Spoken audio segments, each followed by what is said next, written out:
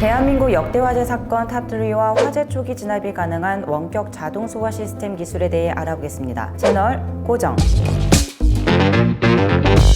안녕하세요. 오늘은 화재 안전 전문가 두 분을 모셨습니다. 안녕하세요. 한국건설기술연구원 화재안전연구소에서 근무하는 연구위원 유용호입니다. 화재안전연구소 전임연구원 박진옥입니다.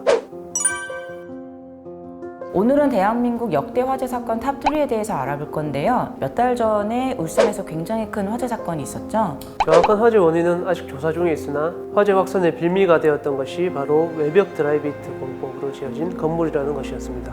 박사님, 드라이비트 공법이 무엇인가요? 드라이비트 공법이란 스티로폼에 시멘트를 바른 마감재로 가격은 저렴하지만 화재에 취약하다는 단점이 있습니다. 불에 아주 잘 타는 마감재이면서 연소 시 많은 양의 유독가스를 배출하기 때문에 화재 발생 시 인명피해를 더욱더 확대시킬 수 있는 위험성이 있습니다.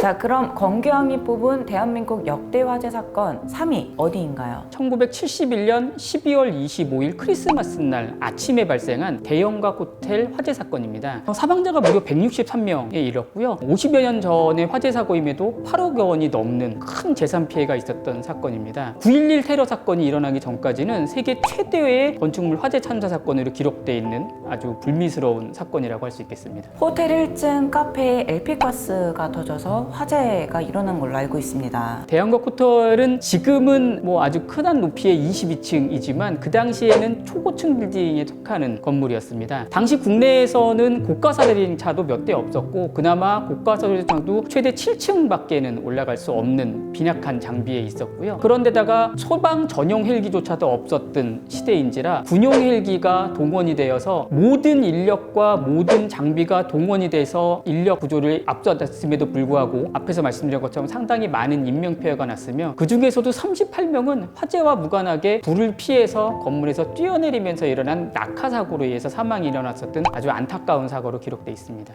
이렇게 이야기만 들어도 굉장히 안타까운 사고임을 알 수 있을 것 같습니다. 대한민국 역대 화재 사건 탑2 두 번째는 어디인가요? 2018년 발생한 밀양세종병원 화재 사건입니다. 큰 인명피해가 발생했던 사건입니다. 대부분의 인명피해를 입으신 분들이 질식사에 의해서 돌아가신 걸로 알고 있는데요. 이 밀양세종병원 같은 경우도 드라이비트 공법으로 지어진 건가요? 네, 맞습니다. 스티로폼이나 석고보드 소재를 사용한 건물 천장에 전기 합선이 생기면서 화재가 빠르게 확산되었고 자력 대피가 힘든 요양 환자분들이 많았기 때문에 유독가스로 인한 질식사가 대부분이었습니다. 대한민국 역대 화재 사건 1위는 어디인가요? 2003년도 2월에 있었던 대구 지하철 화재 사건입니다. 50대 중반의 남성이 방화로 저지른 사건이고요. 이 화재로 인해서 총 12량의 지하철 객차가 전소를 했고 192명이라고 하는 안타까운 목숨이 사망한 대참사로 기록이 되고 있습니다. 대구 지하철 화재 사건으로 인해서 전철 안의 내부나 이런 여러 가지 것들이 좀 변화된 모습을 볼 수 있었어요. 네, 그렇습니다. 이 사고로 인해서 많은 사람들과 정부에서도 지하철이나 터널 같이 밀폐된 공간에 대한 화재 안전에 대한 대책이 마련돼야 되겠다는 경각심을 가지게 되는 계기가 됐고요. 특히 이거에 따라서 우리나라의 지하철은 스크린도어가 설치가 되는 것이 의무화됐고 전동차 차량 내부의 재료들이 불에 잘 타지 않는 난연이나 중불연 재료들로 바뀌어야 되는 법적 규정이 신설되는 계기가 되었습니다. 아무래도 터널에서 발생하는 화재가 굉장히 더 위험할 것 같다라는 또 생각이 듭니다. 지난 2월에도 순천 안중 고속도로 3회 2터널에서 질산 탱크로리가 전도되어 32추동 추돌 사고가 났었고요. 터널에서 화재가 나는 경우 훨씬 더 위험한 상황이 발생할 수 있기 때문에 보다 빠른 화재 대응 방법이 필요하다고 말씀드릴 수 있습니다.